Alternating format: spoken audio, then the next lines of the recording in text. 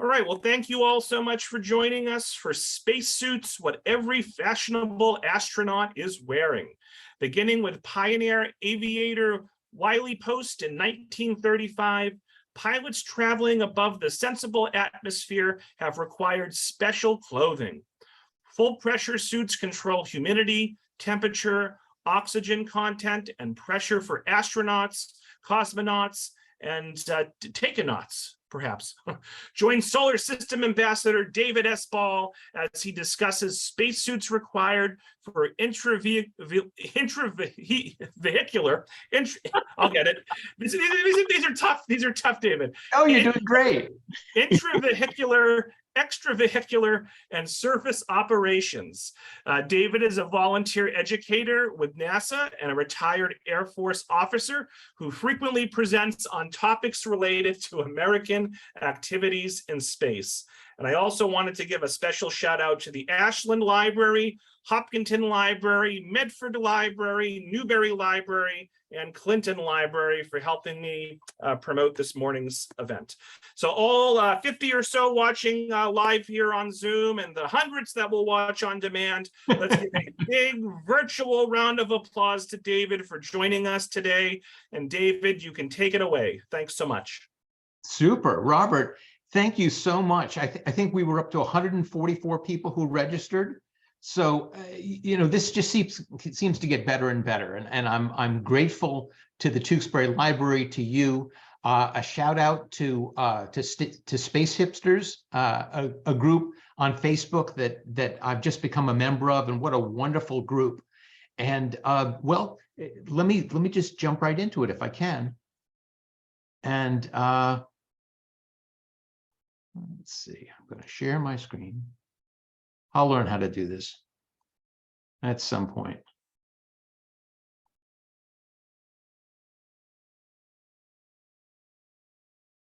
Whoops. Okay. All right. So we all set? Great.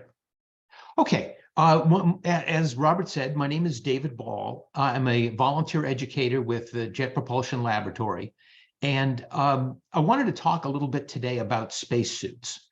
There's been a lot of excitement lately about the Webb Space Telescope and about Artemis.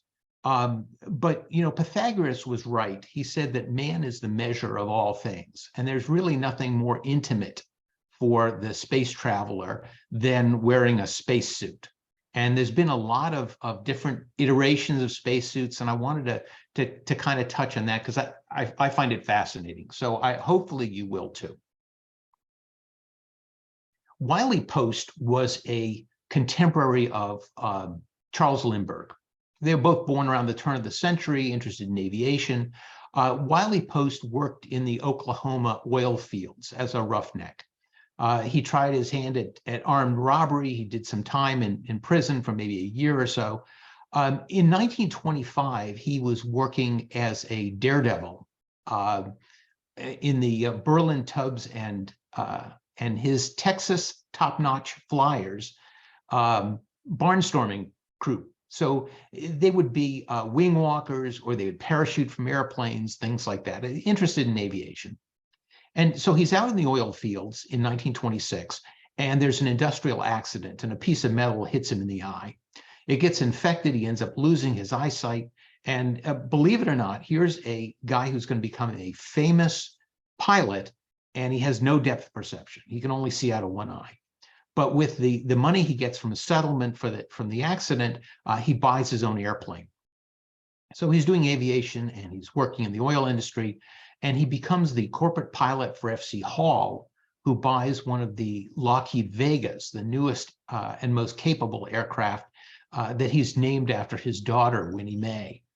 And he allows Post and his navigator, Gaddy, to borrow the plane, and they make a trip around the world in 8 days. It was phenomenal.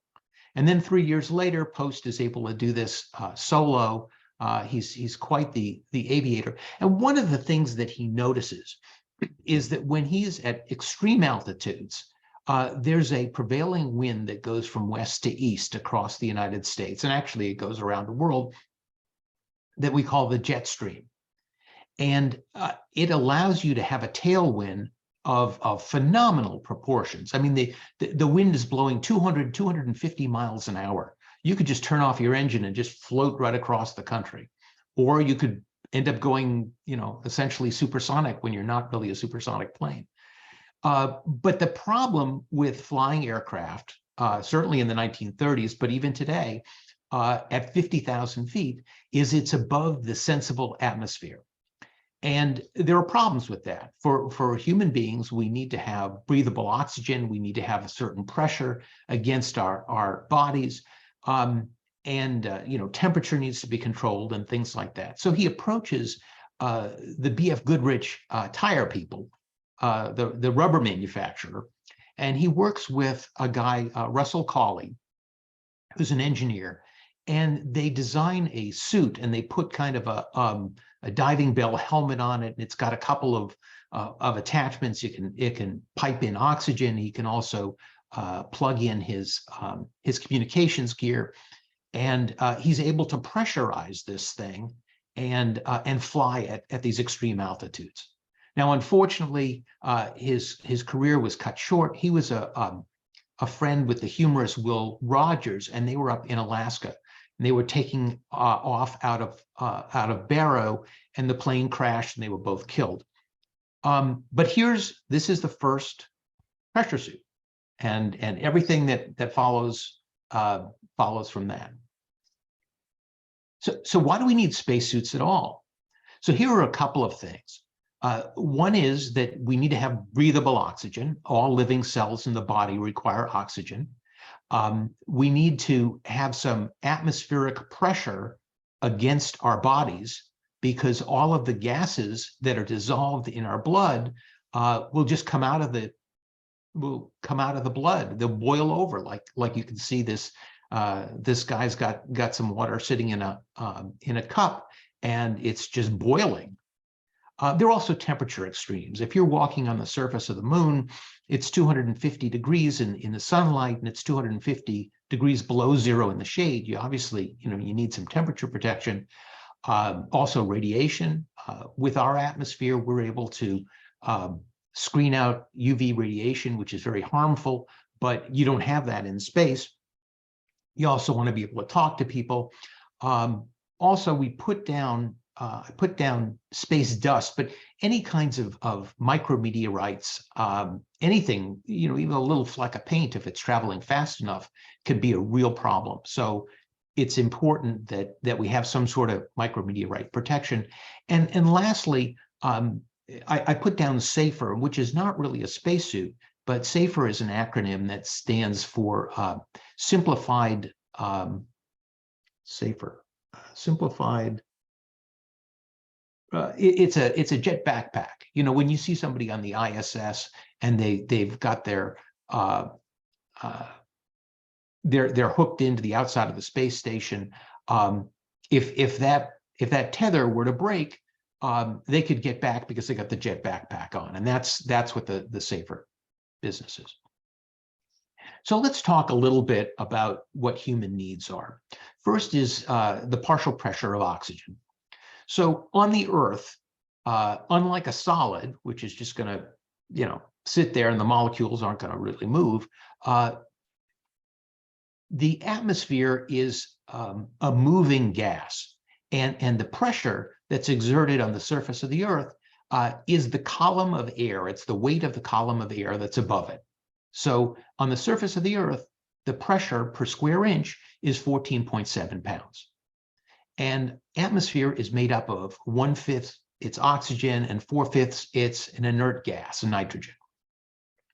So when we're designing systems for people to breathe in outer space, we're keeping those things in mind. So with the space capsules like Mercury, Gemini, Apollo, you didn't need a great deal of pressure because it's all contained in a capsule.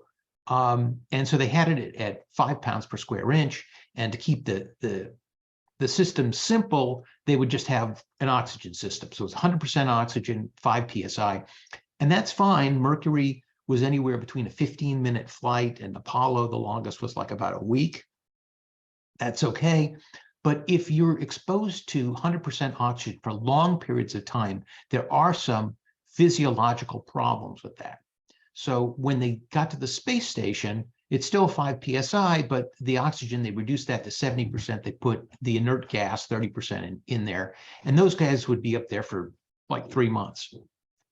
With the space shuttle, they wanted that to be a shirt sleeve environment. So they made it 14.7, 20, and 80. And then with the spacesuits now, 4.3, 100%. So that's kind of, what we're doing now. A little bit more about pressure.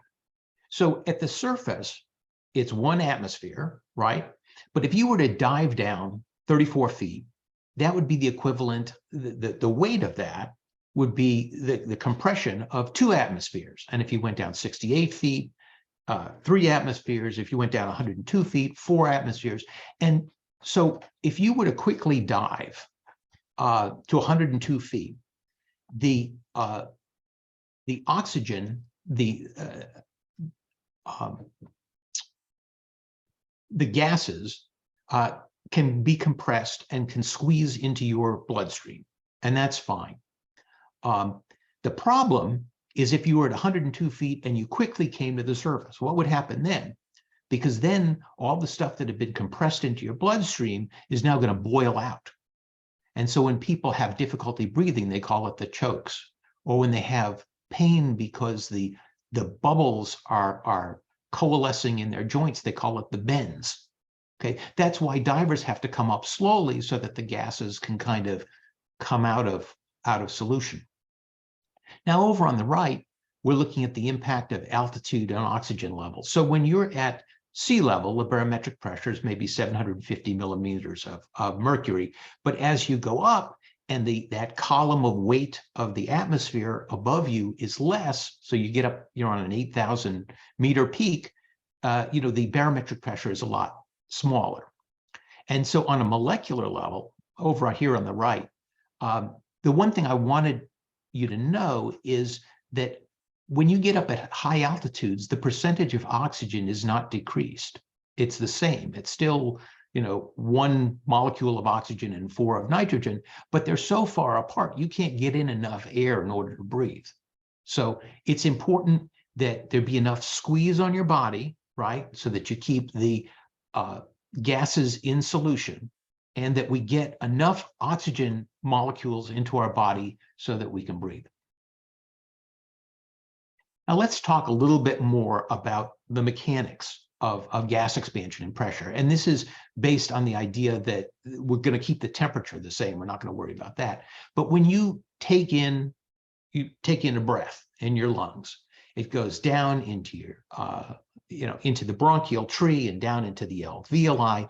And your blood vessels, the arteries and veins become arterioles and ventricles, venules, and they become capillaries. And you can see in this middle one that at the cellular level, the distance between where the blood vessel is and where the lung tissue is only like 2 cells wide.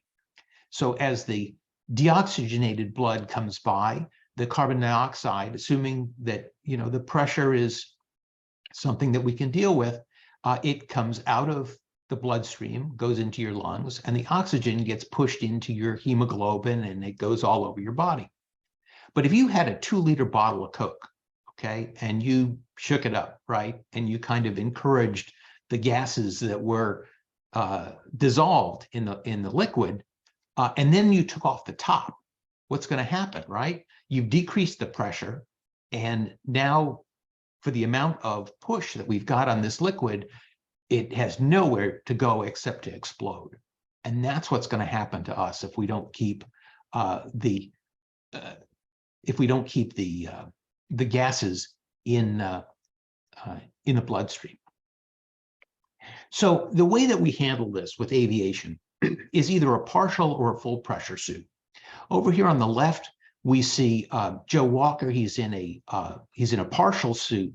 So oxygen is going to the faceplate and the helmet, but the suit is just kind of a tight suit, but it's got, you can see along the shoulders and the legs, it's got a way that they can pump that up. So he's at altitude, it's a pressurized cabin, and all of a sudden the canopy pops off or something like that. And air gets forced into the ribbons on the side of the suit, and it stretches the suit and it presses on you. It gives you, mechanical pressure, and it keeps, the gases inside your blood so it doesn't boil. Now, obviously, he can't operate very well with this thing kind of blown up like a Michelin man, but he can get the thing below 10,000 feet, and there he can breathe, and they can depressurize the suit, and they're fine. Now, over on the right is a full pressure suit. So when you put oxygen into this suit, the oxygen is going down into your toes too, okay? But we have to strike a balance between having enough pressure inside the suit so that we don't have our blood boil. But we also want, if you have it too tight, imagine that you've pumped up a tire on your bicycle. If you have it really tight, you can't move. There's no mobility. So we have to strike that balance between mobility and safety. So let's look a little bit at suits of the past. All right. Now, over on the left, we're looking at the Goodrich Mark IV Model 3, and then over on the right, this is the NASA XN4, which is the latest iteration, the last iteration of the Mercury Suit. This is an intravehicular activity suit, an IVA suit.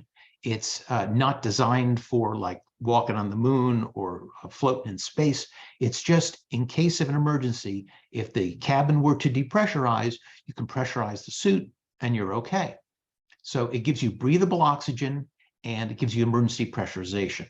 But you can see the suits are very, very similar. So it's time for 2 bonus questions. And Robert, you can either, share them now or we can do it later. But the 2 bonus questions are, first of all, I'm looking at this white strap that's running from the crotch all the way up to the guy's chest, and then it's got a little pulley there. What is that white strap about? You can see it on both suits. And then the second question is, well, why is it silver? The other one was green. Why did they do that? So we can either discuss that now or we can discuss it later. I'll leave it to Robert. But I will move to my next slide. David, we do have a couple of guesses in the chat. Okay, go ahead. Okay, Tom says it prevents the suit from rising up if inflated. That is his guess. And nope, the other comments are actually questions. So okay, well, yeah, he's right. Okay, and by rising up, what we're really talking about is the neck ring. Okay, because imagine if a guy is hunched over in the chair, he's in the space capsule, and all of a sudden this thing inflates. It's going to push the front of his neck ring up, and he's not going to be able to see. Okay, so one of the things that you want to be able to do is you want to kind of crunch the body up if the suit is inflated. So if he's sitting in the capsule and he needs to inflate the suit, he's going to pull on that strap, and that's going to keep the neck ring from riding up, and he's still going to be able to see what's going on. So very good on that. Anybody have ideas about why it's silver? So Kathleen says that silver means it's a fireproof material and anti-reflective. Okay. Well, the fireproof, in this case, that's not the case. I don't think that this was fireproof. Maybe it was. But the initial silver suits or white suits are primarily have to do with not being a heat sink. So if you had a black suit and you had a lot of sunlight on it, the suit is going to absorb heat. And one of the problems of the early suits was these guys got overheated. So the last thing you want to do is to introduce any more heat with the suits. So they made them white, they made them silver. Some people said they made them cool because, you know, they're Buck Rogers, you know, instead of having an ugly green one. Yeah, I'm not sure that there probably is a right answer, but at least part of it has to do with not overloading the suits with heat. All right, let me keep going. All right, so when we get to Project Gemini, and over here on the left, you can see that's Neil Armstrong with the X-15, and he's wearing an early David Clark, and it's a silver suit. And when we get to the David Clark ones, it's an extravehicular suit. So in addition to the breathable oxygen, we need to have that atmospheric pressure. We need to be able to have temperature control and you know, some micrometeorite protection, communications. It's a much more advanced suit. And imagine with the Mercury suits that they're like 3 layers thick, and that the Gemini ones are maybe 6 layers thick, and the Apollo ones are maybe 17 layers thick. So over time, we're making these much more complex, expensive, difficult to sew, and all of that. And here we get to Apollo. Now, I want you to start in the upper right-hand corner, and you can see the guy who designs the capsule has these 3 seats, and he makes them big enough so 3 guys can sit there. Well, that's fine unless they're in big, bulky spacesuits. And if you really want to be able to have mobility of your arms and shoulders, what you want is really wide suits. And you can see it's already a tough slog for these 3 guys to be sitting in these suits. So there's this constant tension between the people that are designing the capsule, who need to have 3 guys sitting next to each other, and people who are either astronauts or suit manufacturers who would like to have these personal spacesuits, you know, these personal spacecraft, you know, the spacesuits, be as wide and comfortable as possible. And now, how do we do that? When we inflate something, let's say we're going to have a lunar suit, and now that has to be it has to be inflated. But the problem is when you have it inflated and you want to bend it, when you do that, you have to work at that, right? If you have a balloon and you're trying to move it, that requires a great deal of effort, and it decreases your mobility. So one of the things they came up with was something called a convolute. So that means it's a constant volume joint. So if you have one of these plastic straws where you bend it, it decreases the volume on the interior radius, and it increases it on the exterior one. And here you can see it in the bellows joint and some of these other joints. And they became incredibly complex. Here's this 2-bearing rolling convolute shoulder, and then they started doing these origami joints, and this stuff became an incredible science. So, you know, on the outside, it looks like a simple thing. It's incredibly difficult. So here on the left, you can see the Apollo 1 crew. They're in David Clark's. Okay, they look like Gemini suits. And over here on the bottom, these guys look like they're about to play football. This is the Apollo 7 guys, and they're wearing ones from ILC. You can see they've got those wide shoulders, and they're very different suits. So this is the Apollo made by International Latex. This is the A7L, and you can see Aldrin there on the moon on the left. But underneath the outer garment, you can see all of these bellow joints, and you can see what's required to really make somebody mobile as well as safe. And it's incredibly complex and not all that comfortable. And over here on the right, you can see one of the guys in a lunar rover. Well, you couldn't sit in a lunar rover in an A7L. Okay, so you can see in the A7LB, they made a waist to it, so you could sit and, you know, fool around on the moon. And then, and let's just kind of put these in our heads and be thinking at the end of our talk, what would the possible advantages be to hard suits? We've kind of over the years been trying to come up with these hard suits or hybrid suits that are partially hard and partially soft. And we spend an awful lot of time and money and expertise doing this. And why would we do that? So kind of give that some thought. So let's talk a little bit about the suits of the present. So one of them here is the ACES suit. This comes out of David Clark and like the SR-71, that sort of stuff. It's a pumpkin suit, right? It looks like something from Halloween. And with Orion and Artemis, they came up with the Orion Crew Survival System suit. It's a pumpkin suit. It's a ACES suit. You know, it's styled a little bit different, has a couple little improvements, basically the same suit. And then Boeing, which has their Starliner, you know, which looks like a Apollo capsule, right? Only a little bit bigger. And they both got ILC Dover and David Clark to design suits. They're both supplying Boeing. And with an homage to Henry Ford, you can have those suits in whatever color you want, as long as they're blue, you know, as long as they look like a Boeing suit. And, you know, that David Clark with the bubble helmet and stuff looks just like the one from Gemini 7. And then there is Elon Musk. Anybody looks better in a tux, no matter what shape or size they are.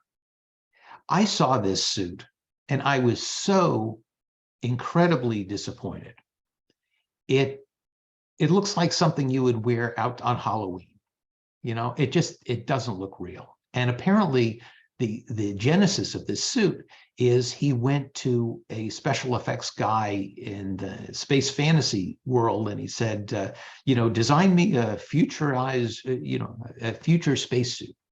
And they did that. And then they reverse engineered it to make it a real spacesuit. And it's phenomenal. It's absolutely phenomenal. And I'll show you why. But first, I want you to just take a moment and think about this. Elon Musk has made these suits, and the only people that have flown in spacesuits have either been in David Clark, they've been in B.F. Goodrich, or they've been in ILC Dover, right? The only ones that have been certified by NASA to be flown in space. The only other people that have done that has been SpaceX.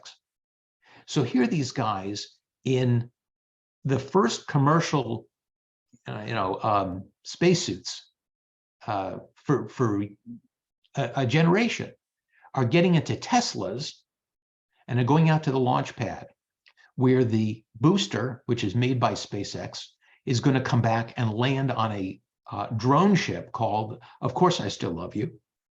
And they're going to ride in a capsule, the Dragon, which is also reusable. And they're going to go from launch facilities that SpaceX is building. And mission control is not Houston, it's Hawthorne.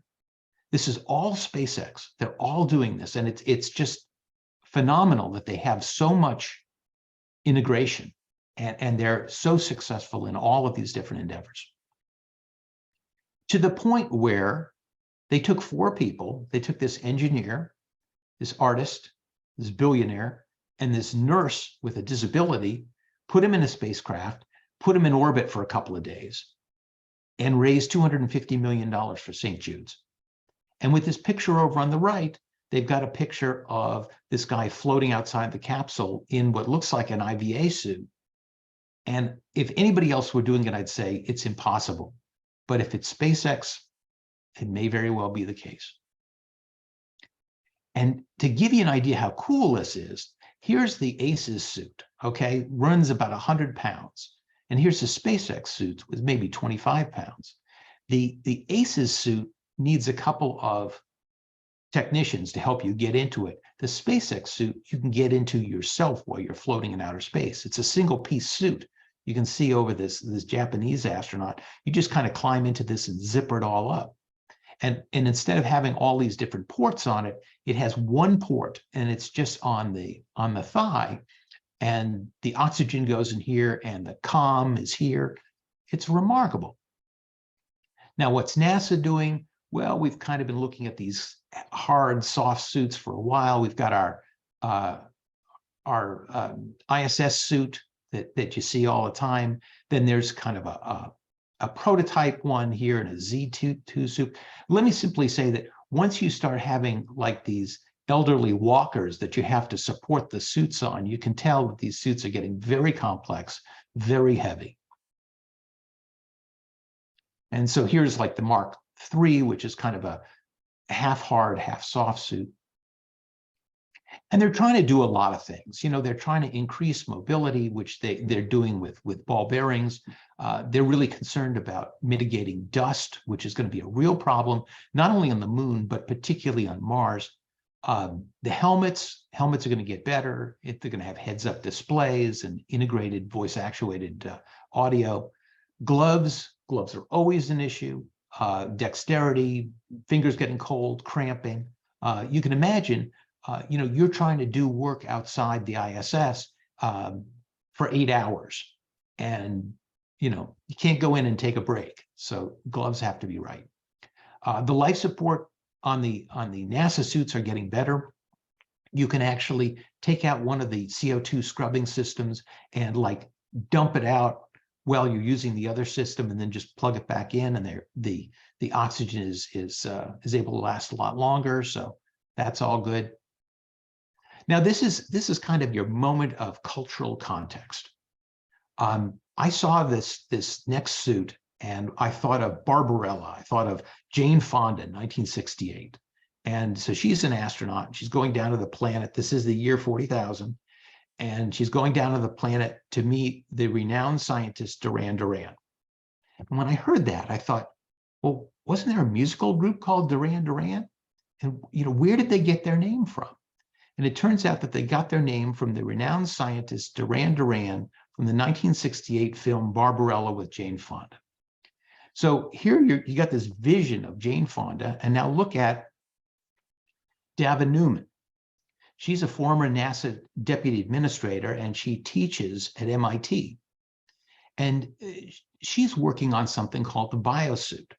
So instead of having a full pressure suit where you pump in a lot of gases and the gases compress on your body, she's kind of gone back to the partial pressure suit idea that if you have something that's skin tight and that's actually doing the compression, that you can have the same level of safety, but you can have a great deal more mobility and a great deal more comfort. And what they've come up with is that there are certain shape memory alloys. These are nickel titanium that if you run a current through them and you get them to a certain temperature between 60 and 160 degrees centigrade, that they can form, that these springs change shape, and you can run threads through them. And so you get into this suit and it's pretty comfortable, and all of a sudden you know, turn the suit on and it sucks up and gives you the pressure that you need in order to live. So this is great, going to be a great idea. It does have some issues. One is you don't want to overheat, right? 60 to 160 degrees centigrade, that's awfully hot. And now you've got this heavy battery you got to carry around, right, to keep the suit sucked up. So really what you want is you want something, okay, you've locked the coils in place, and then apply a current and it'll unlock it, or have some other mechanism or something like that. So it's in the works. It's an alternative to these, you know, pumpkin suits and things like that. It's an interesting idea. So here's my question. Why don't we just start with a blank sheet of paper? You know, you see these ACES suits and, you know, the Apollo capsules that now become Starliner. Why don't we just start fresh? So you go with the MIT or you go with the Elon Musk or something like that. These look like they make so much more sense. And here's why we don't just start with a blank sheet of paper. I just want you to kind of give this a little bit of thought.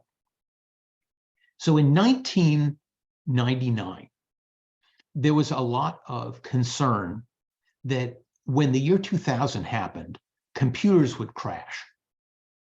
And the reason was that in early computing, the amount of memory that a device had was limited. So when you wanted to describe a year, instead of saying 1950, 1978, 1990, you just dropped the 1 and the 9, and you just used the last 2. Because everybody knew, or the computer knew, that if you put in 70, you meant 1970. Now, what happens when you get to the year 2000? So now when you have 00, it doesn't know, the computer doesn't know whether you mean 1900 or 2000. And is something going to crash? So around in 1970, let's say, most computers had something called magnetic core. So the magnets had a property that when you weaved wires through them, and then you charged those wires, you would orient those magnets, and that would represent memory. So that's core memory. And when they started designing the space shuttle, and it's got 5 computers to tell it what to do, they wanted to switch from core memory to semiconductors. And they went ahead and did that. And an interesting thing happened. Well, first of all, let me just touch on the Y2K thing. It turns out that businesses for several years before Y2K kind of upgraded their computers, and when the whole system was designed to only have 2 digits for the year, the thought was, well, nobody in the year 2000 is going to be, still using software from, 1975. But it turns out that one of the last groups to upgrade was a space shuttle. And there was concern that if the space shuttle were flying at New Year's, that something bad would happen, that a thruster would go off, or that it would lose communications or something like that. And that's because they were using old technology. And for some people like me, who looked at that and said, you got to be kidding. The space shuttle is going to be something that's going to have a Y2K problem? Why don't we just go over to Best Buy and buy a new Dell and put it in the put it in the spacecraft? And here's the answer why. It turns out that the requirements of working in space, the vibration, the acoustics, the electronics, all the things associated with being in space and doing space flight, all this stuff is hard, and it tests the limits of things. And things will happen that you wouldn't imagine would happen. You wouldn't think that this would be a problem. So you really want to understand the systems you're using. You want them to be bulletproof. You don't want to be leading edge kind of stuff. You want to know how every resistor and capacitor works and what would happen if you did this. And that's how they got back from Apollo 13, right? They went back and they talked to the engineer that designed it and installed it and did the quality control check on it. That's how they were able to get back, because they understood that stuff. They weren't like starting with a blank sheet of paper and say, I don't know what it's going to do. And when they switched from magnetic core to the semiconductor, they started getting things called single event upsets, SEUs. And the space shuttle was, they were keeping track of these different upsets. And these only happen for, a millionth of a second, and they're doing thousands or millions of computations a second. And when an error happens, it just kind of gets thrown in an error bin and things like that. So it didn't create a big problem, but they were tracking these problems. And these problems were happening with the semiconductors and didn't happen with the magnetic core. And it turns out that because these things are not shielded from the electromagnetic aspect of the Earth, or from the radiation that's coming from the sun, or things that we would never have imagined would be an issue, were an issue. So we can't always just go from a blank slate of paper. You can't always just say, well, I'm just going to go to my costume designer and have him design this beautiful space suit, and then we'll just reverse engineer it and figure out how it works. Sometimes that works. It's working for Elon Musk. He's doing a great job. But NASA and all of life can't operate that way. We have to understand the technology and advance it. It can't all be revolutionary. Some of it has to be evolutionary. And when they had problems with the wheels and the brakes and with the O-rings on the solid rocket boosters, they understood that stuff very, very well. And they still ended up having a problem and losing Challenger in 1986. So we can't always start with a white sheet of paper. And but we should also celebrate those people like MIT and SpaceX that are able to do those kinds of things.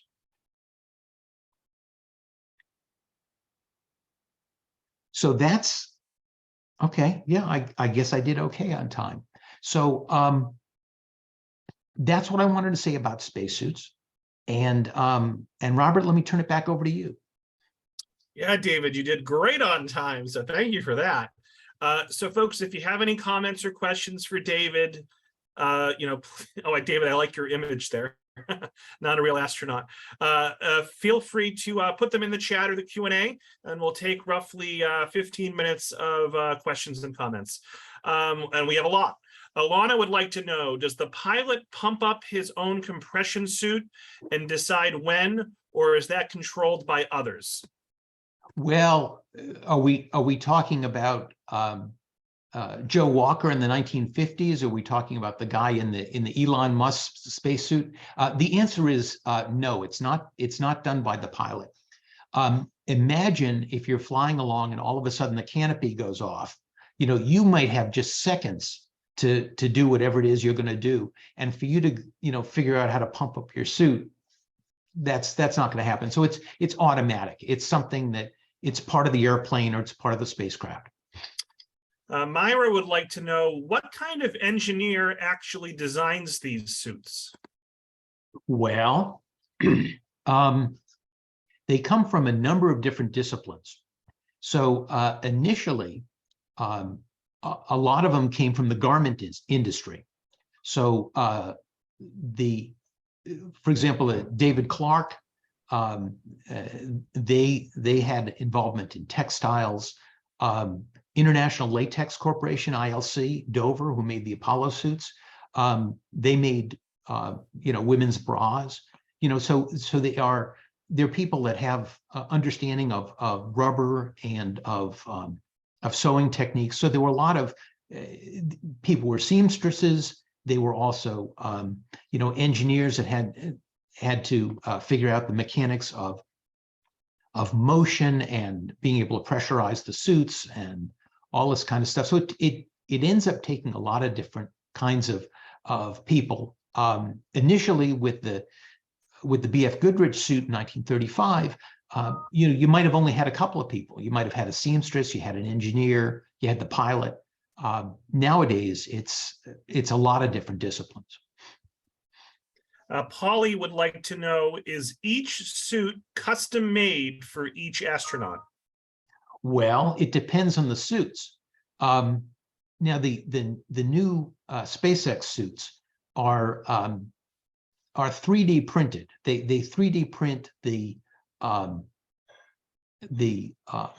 helmet, and the suits are they're tailored to the individual astronaut. I mean, imagine you're getting a tux, right? Some of the suits are kind of by size, and it may either be the whole suit as a size or it may be portions. So you might have like a medium chest and long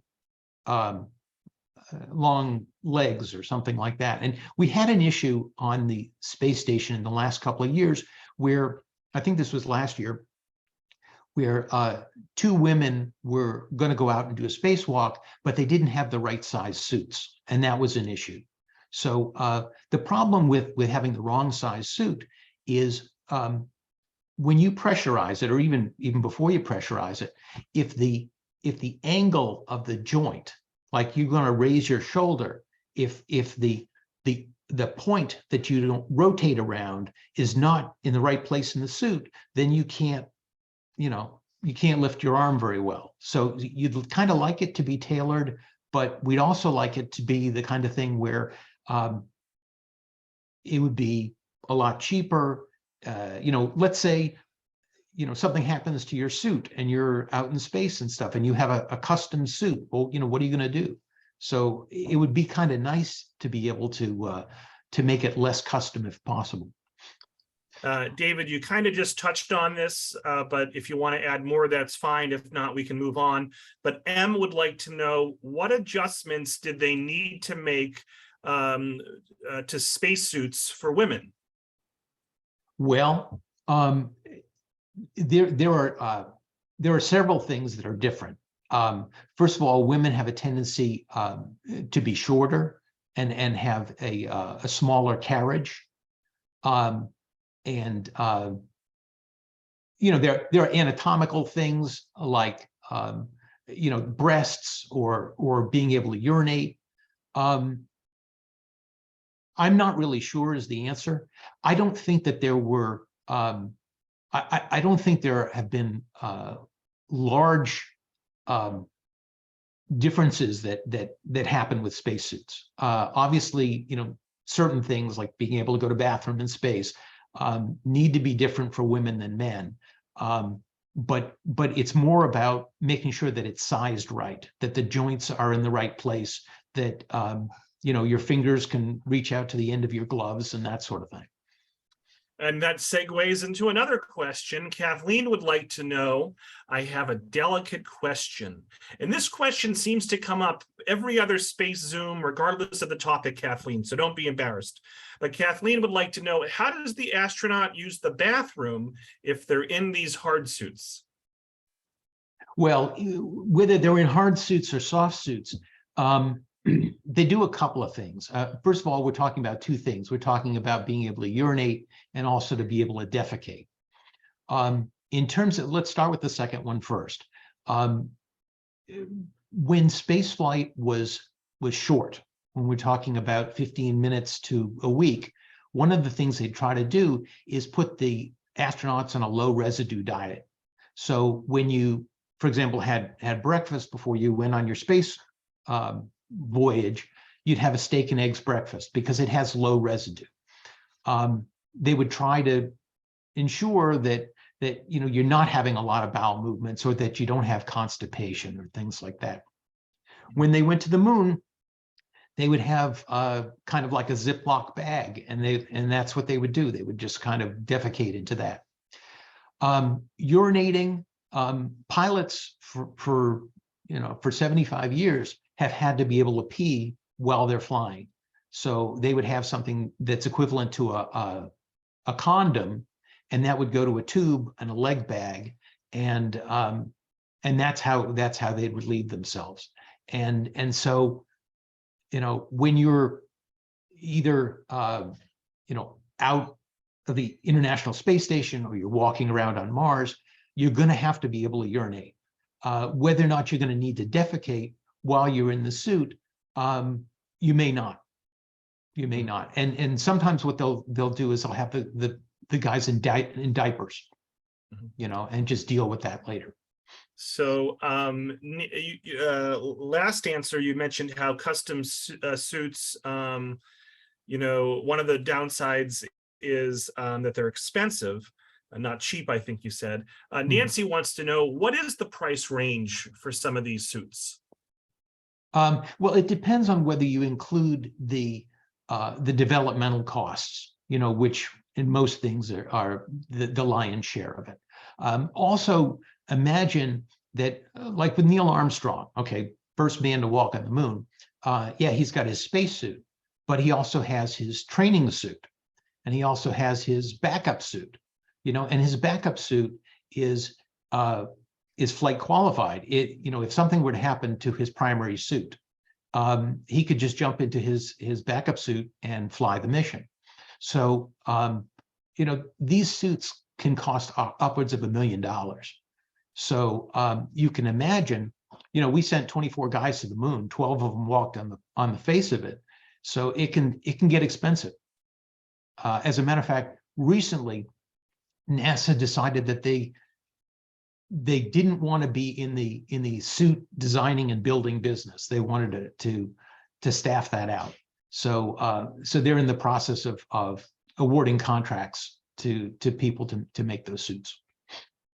Mike would like to know, what kind of spacesuits are the Chinese and Russians using? Well, the Chinese, they're taikonauts, and the Russians, the cosmonauts, they use suits that technically work in similar ways to our IVA suits. So they're not designed to be pressurized, except in an emergency, for the majority of the suits that they use. They do have EVA suits because the taikonauts need to work outside their space station. The Russians, need to do their stuff outside ISS. And for those, the suits have to be a lot more protective in terms of radiation and micrometeorites and supporting oxygen and all that sort of stuff. Kathleen would like to know, are the spacesuits made out of latex? And if so, what if the astronaut has a latex allergy, as Kathleen does? Well, I guess she can't be an astronaut. No, I think at this point they're probably latex free. There are alternatives to latex that work in similar ways. And so, for example, with the late Apollo suits, I think they had like 17 different layers. So there's going to be one layer that's a rubber layer, right? That's going to keep the pressure inside the suit.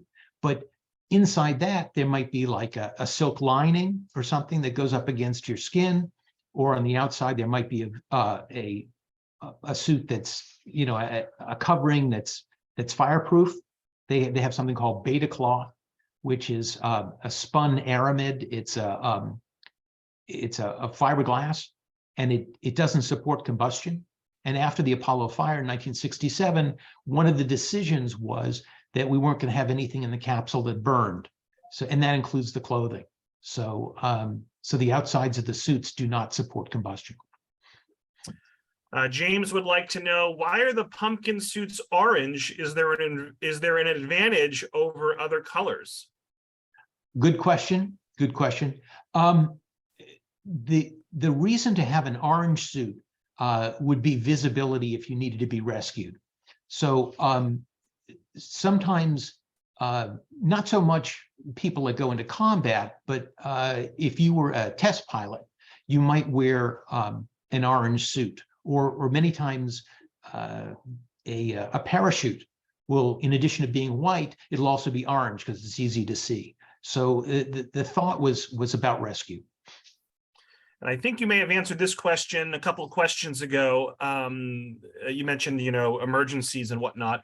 But Kathleen asks, I question whether these hard suits are even necessary, since they are not normally worn on the space shuttles nowadays, since the astronaut is not going outside their spaceship. Well, now, we had that slide that showed the hard suits, and I'd like to challenge the people on the call. What are some of the advantages that there might be for hard suits? Because there are advantages. Mm-hmm. So folks can get that in the chat. David's turned the question around on us. Well, while folks are doing that, Margaret says that this was fascinating. Thank you so much. Frank says, wow, this was a great presentation on an incredibly complicated subject. Jay would like to know, whose suit version are you wearing in the photograph of you? Oh, yeah. Okay. So that's an ILC suit. It's a follow-on after Apollo. That picture was taken at the Houston Visitor Center. And I found this amazing. This picture was taken 15 years ago, something like that. And it was one of those things where they take your picture and they Photoshop you on top of, the suit. You're not actually in the suit. But this was when today, Photoshop, this would be a very easy thing to do. But when this was done 15 or 20 years ago, I was just amazed. And I looked at that and I thought, well, I wonder how many people they Photoshop in there. Did they Photoshop the astronauts, or do they have the astronauts actually get into the suit? The tradition was that when you became an astronaut, when you became not just a candidate, but when you were a full-fledged astronaut, you would get an official portrait done in the spacesuit of the era that you're in, and so if you were kind of in the Apollo era, you'd be in an Apollo suit. So this is a Apollo suit, but it's an add-on from the Apollo suit. It's kind of an early ISS, and so that would be for a spacewalk. You can see it's got the EMU in the back, so the jet backpack, so we can get back to the ISS. A couple of folks have answered your question. Jim says a hard suit can hold a higher internal pressure than a soft suit, and so the astronaut doesn't have to do pre-breathing before going out on an EVA. Yeah. There are a couple. That's a good answer. And Mike says, my guess is that hard spacesuits have similar advantages to deep diving hard suits involving pressure and cooling comfort. Alana says, I would imagine hard suits are puncture resistant, or at least more resistant than a soft suit. I think that's what we have for answers. Let me see. Yeah, it's primarily physiological. So if you get into a hard suit, you can, first of all, you can pressurize it more. That's true. But think about your comfort. Okay, if you get into something where the suit isn't pressing against you, you're kind of inside it. If it's not a place that has a joint, if it's your body, you can move around and be more comfortable. And you can also put all of these bearings so that you can make complicated movements with your wrist and with your elbow and your shoulder and your ankle.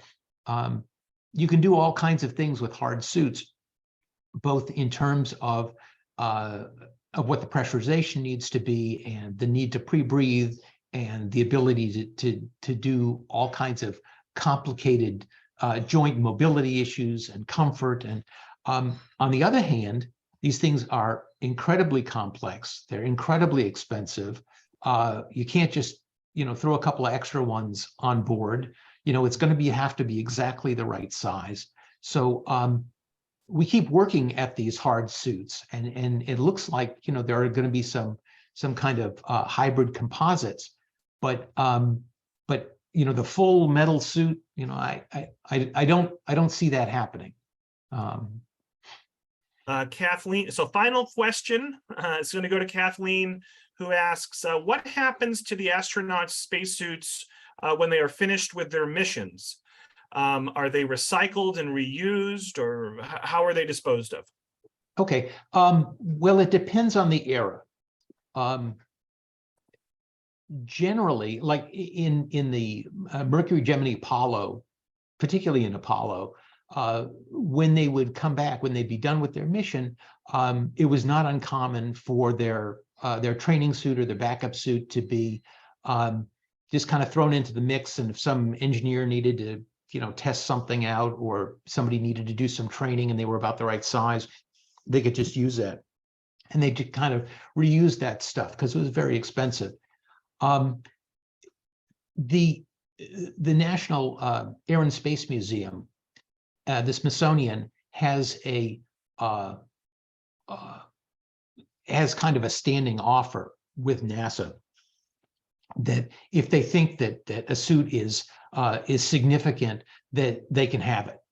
And a number of suits, the suits that went to the moon, are in the national collection. Now, we've gotten to the point where there are some suits that now exist that that are not created by the government or not owned by the government, right? So you got these 4 tourists that went for a couple of days in orbit in SpaceX suits. Well, those didn't belong to the U.S. government. So I imagine you got a space tourist or something. I guess he gets to keep the suit, right? He can do whatever he wants with it. Sometimes you'll see these suits on eBay. You can get a Russian spacesuit for $15,000. So yeah, so there are a couple out there. Most of the the old classic suits and things like that, those are probably going to be in a museum. Tom recommends Lunar Outfitters by Bill Arey, Ayrey, a very good book on the Apollo suit development. Mary Jo says, I could easily watch this again to absorb more of the information. Thank you so much. And thankfully, Mary Jo, I did record and you will receive the recording. So I think that wraps up all questions and comments. We went for a good 20 minutes or so there. David, any last words before we wrap it up? Well, I have a wonderful time when I'm with you, Robert. And I just want to encourage people, if you enjoy this sort of stuff, what you should do is you should send Robert an email and tell him what you want to talk about and give me an opportunity to come back and talk to you again. Yeah, feel free to send me a standalone survey, but in addition, in the feedback survey, I'm sorry, send me a standalone email, but in the feedback survey, the very last question asks folks for future topic suggestions. So please do that as well. And we're going to give David a couple of months a break from us. But I'm sure we'll see him back at some point in early to mid 2023. So thank you all so much, David. Thank you as always. Wonderful job. And folks, look for that email from me later today with the recording, feedback survey, and some upcoming program information. So thank you all and have a great rest of your day. Thanks, David. Thanks, Robert. Yep. Bye-bye. Bye all.